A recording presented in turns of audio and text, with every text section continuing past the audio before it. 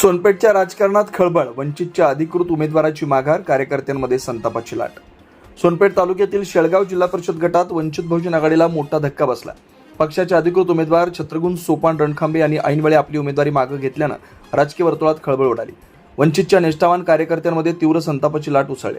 शेळगाव जिल्हा परिषद गटातून वंचित बहुजन आघाडीने छत्रगुण सोपान रणखांबे यांना अधिकृत उमेदवारी जाहीर केली होती। पक्षाने त्यांच्यावर विश्वास दाखवून एबी फॉर्मही दिला होता। मात्र उमेदवारी अर्ज मागे घेण्याच्या दिवशी रणखांबे यांनी अचानक बंडखोरी करत आपला अर्ज मागे घेतला। त्यांच्या या अनपेक्षित निर्णयामुळे पक्षासमोर मोठी अडचण निर्माण झाली। रणखांबे यांनी अर्ज मागे घेता सोनपेठ तालुक्यातील वंचितच्या कार्यकर्त्यांनी आक्रमक पवित्रा घेतला। पक्षाने आणि आदरणीय बाळासाहेब आंबेडकरांनी दिलेला विश्वास रणखांबे यांनी पायदळी तुडवलाय, अशी भावना कार्यकर्ते व्यक्त करतायत। आणि निवडणुकीच्या तोंडावर कार्यकर्त्यांना वाऱ्यावर सोडून रणखांबे यांनी विरोधकांची हातमिळवणी केल्याचा आरोप अनेक कार्यकर्त्यांनी केला। सोशल मीडियाच्या माध्यमातून रणखांबे यांच्यावर टीकेची झोड उठवण्यात येते। त्यांच्या या कृतीला राजकीय आत्महत्या म्हटलं जाते। शेळगाव गटात वंचित बहुजन आघाडीची मोठी ताकद आहे, मात्र अधिकृत उमेदवारांनाच माघार घेतल्यानं आता या गटात पक्षाची पुढील रणनीती काय असेल याकडे सर्वांचं लक्ष आहे। या प्रकारामुळे तालुक्यातील राजकारणाचं समीकरण पूर्णपणे बदलण्याची शक्यता निर्माण झाली। ज्या कार्यकर्त्यांनी रात्रंदिवस मेहनत घेतली त्यांच्या पाठीत खंजीर खुपसण्याचं काम रणखांबे यांनी केलं। अशा गद्दारांना समाज कधी माफ करणार नाही। वंचित बहुजन आघाडीचे संतप्त कार्यकर्त्यांची प्रतिक्रिया काय आहे ते जाणून घेण्यासाठी आमचे प्रतिनिधी आशिष मुंडे हे फोन लाईनवरून आपल्यासोबत जोडलेत।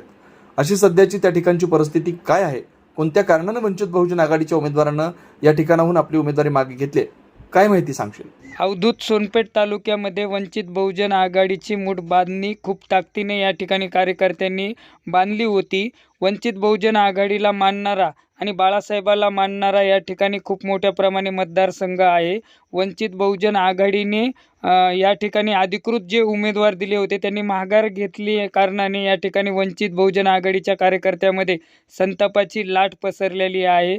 आणि वंचित बहुजन आघाडीचे हे माजी तालुका अध्यक्ष म्हणून बी या ठिकाणी होते आणि यांनी उमेदवारी मागे घेण्याचं कारण काय अद्यापही स्पष्ट झालेलं नाही, परंतु काही कार्यकर्त्याकडून सांगण्यात येत आहे की इतर प्रस्थापित पक्षांना वंचित बहुजन आघाडीच्या उमेदवाराची धास्की या ठिकाणी पडली होती, म्हणून जे उमेदवार आहेत ते पक्षाची प्रोटोकॉल न पाळता या ठिकाणी बंडखोरी केलेली आहे किंवा इतर पक्षाकडून हे मॅनेज झालेले उमेदवार आहेत असं काही कार्यकर्त्याकडून म्हणलं जात आहे।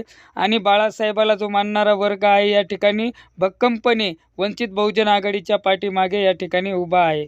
आणि जो मतदार आहे तो मतदार या ठिकाणी कुणाच्या मागे उभा राहणार आहे हे आपल्याला पाहायचंच आहे, परंतु तालुका अध्यक्ष व इतर मतदारासोबत चर्चा केली तर या ठिकाणी लवकरच पुरस्कृत उमेदवार या ठिकाणी डिक्लेअर केले जातील। अवधूत सोनपेठ तालुक्यातील शेळगाव जिल्हा परिषदला आपण अधिकृत उमेदवार दिलेले होते, त्यांनी बंडखोरी केलेली आहे आणि उमेदवारी मागे घेतली, याकडे कसं बघणार?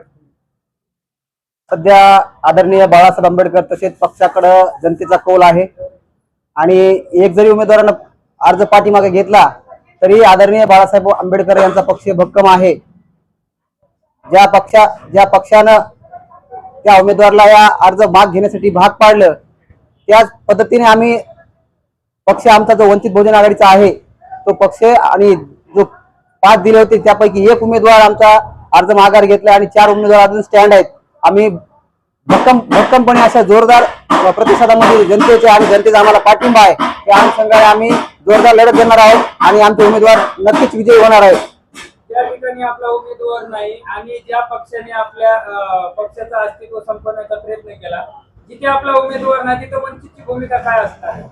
त्या ठिकाणी पक्षाचे जिल्हाध्यक्ष असतील, पक्षश्रेष्ठीचे निरीक्षक असतील, यांच्या सर्वांच्या आणि तालुक्याच्या सगळ्या तालुका पदाधिकाऱ्याच्या सगळ्याची बैठक घेऊन या ठिकाणी अधिकृत पाठिंबा पत्र किंवा काही हे करता येते का त्या दृष्टीने आम्ही पुढे प्रस्ताव मांडणार आहेत।